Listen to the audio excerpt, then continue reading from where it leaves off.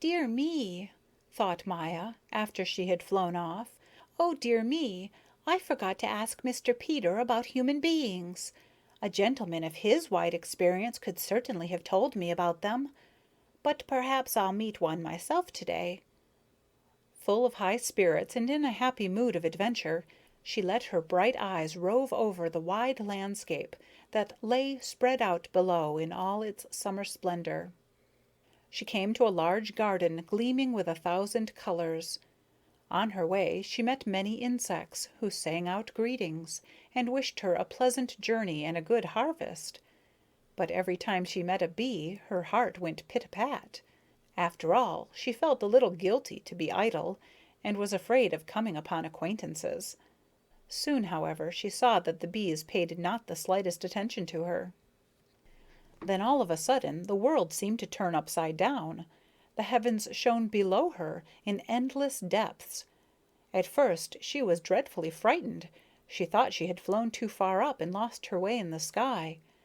But presently she noticed that the trees were mirrored on the edge of the terrestrial sky, and to her entrancement she realized that she was looking at a great serene basin of water which lay blue and clear in the peaceful morning.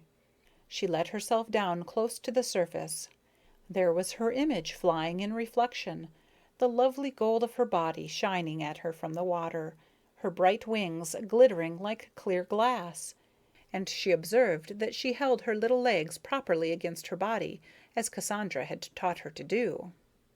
"It's bliss to be flying over the surface of water like this. It is, really," she thought. Big fish and little fish swam about in the clear element, or seemed to float idly. Maya took good care not to go too close. She knew there was danger to bees from the race of fishes. On the opposite shore she was attracted by the water lilies and the rushes, the water lilies with their large round leaves lying outspread on the water like green plates, and the rushes with their sun-warmed reedy stalks. She picked out a leaf well concealed under the tall blades of the rushes. It lay in almost total shade, except for 2 round spots like gold coins. The rushes swayed above in the full sunlight. "Glorious," said the little bee, "perfectly glorious." She began to tidy herself. Putting both arms up behind her head, she pulled it forward as if to tear it off, but was careful not to pull too hard, just enough to scrape away the dust. Then, with her little hind legs, she stroked and dragged down her wing sheaths, which sprang back in position, looking beautifully bright and glossy. Just as she had completed her toilet, a small steely blue bottle came and alighted on the leaf beside her. He looked at her in surprise. "What are you doing here on my leaf?" he demanded. Maya was startled. "Is there any objection to a person's just resting here a moment or two?" Maya remembered Cassandra's telling her that the nation of bees commanded great respect in the insect world. Now she was going to see if it was true. She was going to see if she, Maya, could compel respect. Nevertheless, her heart beat a little faster because her tone had been very loud and peremptory. But actually, the blue bottle was frightened. He showed it plainly. When he saw that Maya wasn't going to let anyone lay down the law to her, he backed down. With a surly buzz, he swung himself on to a blade that curved above Maya's leaf, and said in a much politer tone, talking down to her out of the sunshine, "You ought to be working. As a bee, you certainly ought. But if you want to rest, all right, I'll wait here." "There are plenty of leaves," observed Maya. "All rented," said the blue bottle. "Nowadays, one is happy to be able to call a piece of ground one's own. If my predecessor hadn't been snapped up by a frog 2 days ago, I should still be without a proper place to live in. It's not very pleasant to have to hunt up a different lodging every night. Not everyone has such a well-ordered state as you bees. But permit me to introduce myself. My name is Jack Christopher." Maya was silent with terror, thinking how awful it must be to fall into the clutches of a frog. "Are there many frogs in the lake?" she asked, and drew to the very middle of the leaf so as not to be seen from the water. The blue bottle laughed. "You are giving yourself unnecessary trouble," he jeered. The frog can see you from below when the sun shines, because then the leaf is transparent. He sees you sitting on my leaf perfectly." Beset by the awful idea that maybe a big frog was squatting right under her leaf, staring at her with his bulging, hungry eyes, Maya was about to fly off when something dreadful happened, something for which she was totally unprepared. In the confusion of the first moment, she could not make out just exactly what was happening. She only heard a loud rustling like the wind in dry leaves, then a singing whistle, a loud, angry hunter's cry, and a fine, transparent shadow glided over her leaf. Now she saw fully, and her heart stood still in terror. A great glittering dragonfly had caught hold of poor Jack Christopher and held him tight in its large fangs, sharp as a knife. The blade of the rush bent low beneath their weight. Maya could see them hovering above her and also mirrored in the clear water below. Jack's screams tore her heart. Without thinking, she cried, "Let the blue bottle go at once, whoever you are. You have no right to interfere with people's habits. You have no right to be so arbitrary." The dragonfly released Jack from its fangs, but still held him fast with its arms, and turned its head toward Maya. She was fearfully frightened by its large, grave eyes and vicious pincers, but the glistening of its body and wings fascinated her. They flashed like glass and water and precious stones. The horrifying thing was its huge size. How could she have been so bold? She was all a-tremble. "Why, what's the matter, child?" The dragonfly's tone, surprisingly, was quite friendly. "Let him go," cried Maya, and tears came into her eyes. "His name is Jack Christopher." The dragonfly smiled. "Why, little one?" it said, putting on an interested air, though most condescending. Maya stammered helplessly. "Oh, he's such a nice, elegant gentleman, and he's never done you any harm so far as I know." The dragonfly regarded Jack Christopher contemplatively. "Yes, he is a dear little fellow," it replied tenderly, and bit Jack's head off. Maya thought she was losing her senses. For a long time she couldn't utter a sound.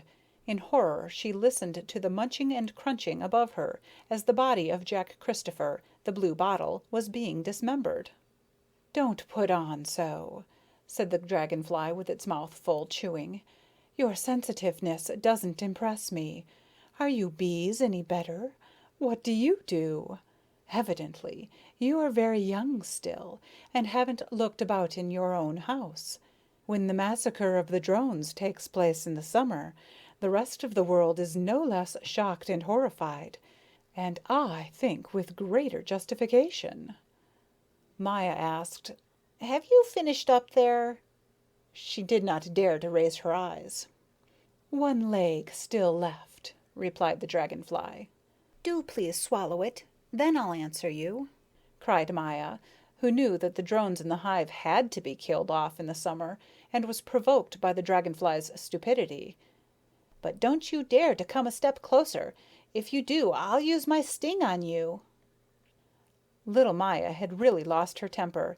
It was the first time she had mentioned her sting, and the first time she felt glad that she possessed the weapon. The dragonfly threw her a wicked glance. It had finished its meal, and sat with its head slightly ducked, fixing Maya with its eyes and looking like a beast of prey about to pounce. The little bee was quite calm now. Where she got her courage from she couldn't have told, but she was no longer afraid. She set up a very fine, clear buzzing, as she had once heard a sentinel do when a wasp came near the entrance of the hive.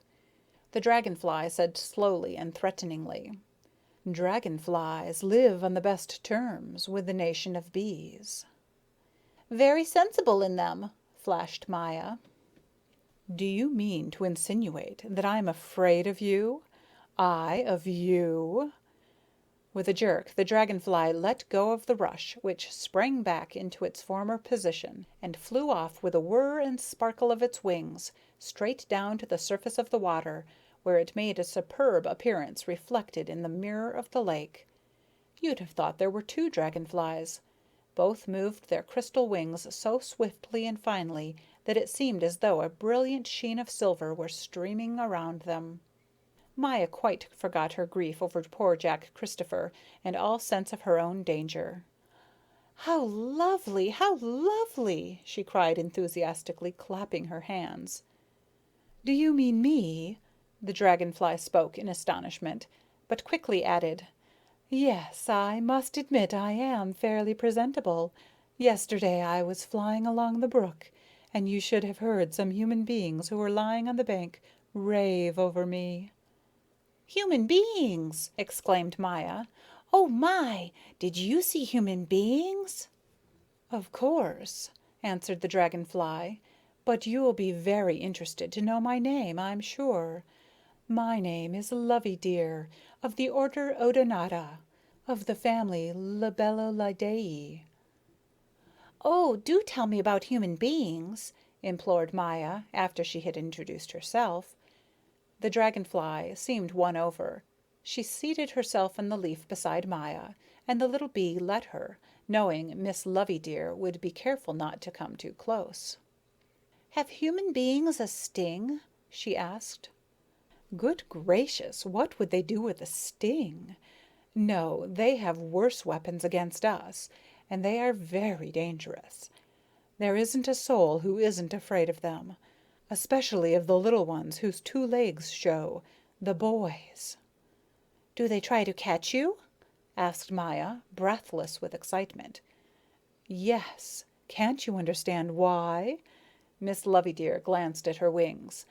"I have seldom met a human being who hasn't tried to catch me." "But why?" asked Maya in a tremor. "You see," said Miss Loveydear, with a modest smirk and a drooping sideways glance, "there's something attractive about us dragonflies. That's the only reason I know.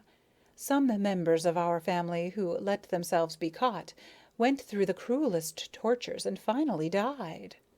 "Were they eaten up?" "No, no, not exactly that," said Miss Loveydear comfortingly. "So far as is known, man does not feed on dragonflies, but sometimes he has murderous desires, a lust for killing, which will probably never be explained. You may not believe it, but cases have actually occurred of the so-called boy man catching dragonflies and pulling off their legs and wings for pure pleasure. You doubt it, don't you?" "Of course I doubt it," cried Maya indignantly. Miss Loveydear shrugged her glistening shoulders.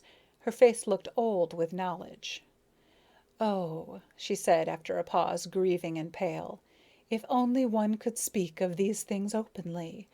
I had a brother who gave promise of a splendid future, only, I'm sorry to say, he was a little reckless and dreadfully curious. A boy once threw a net over him, a net fastened to a long pole. Who would dream of a thing like that? Tell me, would you?" "No," said the little bee, "never. I should never have thought of such a thing." The dragonfly looked at her. "A black cord was tied round his waist between his wings, so that he could fly, but not fly away, not escape. Each time my brother thought he had got his liberty, he would be jerked back horribly within the boy's reach." Maya shook her head. "You don't dare even think of it," she whispered. "If a day passes when I don't think of it," said the dragonfly, "I am sure to dream of it. One misfortune followed another. My brother soon died." Miss Loveydear heaved a deep sigh. "What did he die of?" asked Maya in genuine sympathy. Miss Loveydear could not reply at once. Great tears welled up and rolled down her cheeks. "He was stuck in a pocket," she sobbed. "No one can stand being stuck in a pocket." "But what is a pocket?" Maya could hardly take in so many new and awful things all at once. "A pocket," Miss Loveydear explained, "is a storeroom that men have in their outer hide. And what else do you think was in the pocket when my brother was stuck into it? Oh, the dreadful company in which my poor brother had to draw his last breath! You'll never guess." "No," said Maya, all in a quiver. "No, I don't think I can. Honey, perhaps?" "Not likely," observed Miss Loveydear with an air of mingled importance and distress. "You'll seldom find honey in the pockets of human beings. I'll tell you. A frog was in the pocket, and a penknife, and a carrot." "Well?" "Horrible," whispered Maya. "What is a penknife?" "A penknife, in a way, is a human being's sting, an artificial one. They are denied a sting by nature, so they try to imitate it. The frog, thank goodness, was nearing his end. One eye was gone, one leg was broken, and his lower jaw was dislocated. Yet for all that, the moment my brother was stuck in the pocket, he hissed at him out of his crooked mouth, 'As soon as I am well, I will swallow you.' With his remaining eye he glared at my brother, and in the half-light of the prison you can imagine what an effect the look he gave him must have had. Fearful! Then something even more horrible happened. The pocket was suddenly shaken. My brother was pressed against the dying frog, and his wing stuck to its cold, wet body. He went off in a faint. Oh, the misery of it! There are no words to describe it." "How did you find all this out?" Maya was so horrified she could scarcely frame the question. "I'll tell you," replied Miss Loveydear. "After a while the boy got hungry and dug into his pocket for the carrot. It was under my brother and the frog, and the boy threw them away first. I heard my brother's cry for help and found him lying beside the frog on the grass. I reached him only in time to hear the whole story before he breathed his last. He put his arms around my neck and kissed me farewell. Then he died, bravely and without complaining, like a little hero. When his crushed wings had given their last quiver, I laid an oak leaf over his body and went to look for a sprig of forget-me-nots to put upon his grave. 'Sleep well, my little brother,' I cried, and flew off in the quiet of the evening. I flew toward the two red suns, the one in the sky and the one in the lake. No one has ever felt as sad and solemn as I did then. Have you ever had a sorrow in your life? Perhaps you'll tell me about it some other time." "No," said Maya. "As a matter of fact, until now, I have always been happy." "You may thank your lucky stars," said Miss Loveydear with a note of disappointment in her voice. Maya asked about the frog. "Oh, him," said Miss Loveydear. "He, it is presumed, met with the end he deserved. The hard-heartedness of him to frighten a dying person. When I found him on the grass beside my brother he was trying to get away, but on account of his broken leg and one eye gone, all he could do was hop round in a circle and hop round in a circle. He looked too comical for words. 'The stork'll soon get ye,' I called to him as I flew away." "Poor frog," said little Maya. Poor frog indeed! That's going too far. Pitying a frog, the idea! To feel sorry for a frog is like clipping your own wings. You seem to have no principles." "Perhaps, but it's hard for me to see anyone suffer." "Oh," Miss Loveydear comforted her, "that's because you're so young. You'll learn to bear it in time. Cheerio, my dear. But I must be getting into the sunshine. It's pretty cold here. Good-bye." A faint rustle and the gleam of 1,000 colors, lovely pale colors like the glints in running water and clear gems. Miss Loveydear swung through the green rushes out over the surface of the water. Maya heard her singing in the sunshine and stood and listened. It was a fine song, with something of the melancholy sweetness of a folk song, and it filled the little bee's heart with mingled happiness and sadness. "Softly flows the lovely stream, touched by morning's rosy gleam. Through the alders darted, where the rushes bend and sway. where the water lilies say, "We are golden-hearted." Warm the scent the west wind brings, bright the sun upon my wings, joy among the flowers. Though my life may not be long, golden summer, take my song, thanks for perfect hours. "Listen," a white butterfly called to its friend. "Listen to the song of the dragonfly." The light creatures rocked close to Maya, and rocked away again into the radiant blue day. Then Maya also lifted her wings, buzzed farewell to the silvery lake, and flew inland.